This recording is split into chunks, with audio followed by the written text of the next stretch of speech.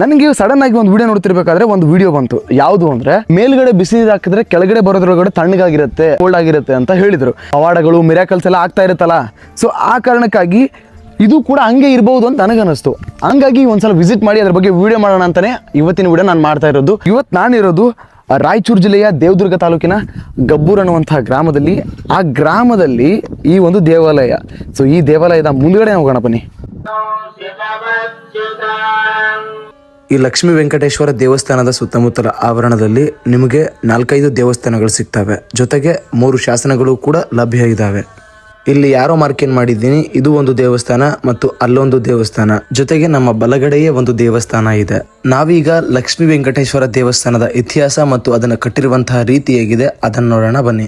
ಸಾಮಾನ್ಯವಾಗಿ ನಾವು ದೇವಸ್ಥಾನಗಳಿಗೆ ಹೋದಾಗ ಅಲ್ಲಿ ಒಬ್ಬರೇ ದೇವರು ಇರೋದನ್ನ ನೋಡ್ತೀವಿ. ಆದ್ರೆ ಈ ದೇವಸ್ಥಾನ ಏನಿದೆ ಇದರಲ್ಲಿ ಒಂದು ವಿಶೇಷತೆ ಇದೆ. ಇಲ್ಲಿ ಹರಿ ಮತ್ತು ಹರ ಅಂದ್ರೆ ಶಿವ ಮತ್ತು ವಿಷ್ಣು ಇಬ್ರು ಒಂದೇ ಕಡೆ ನೆಲೆಸಿದ್ದಾರೆ. ಇದು 800 ವರ್ಷ ಹಳೆಯ ದೇವಾಲಯ.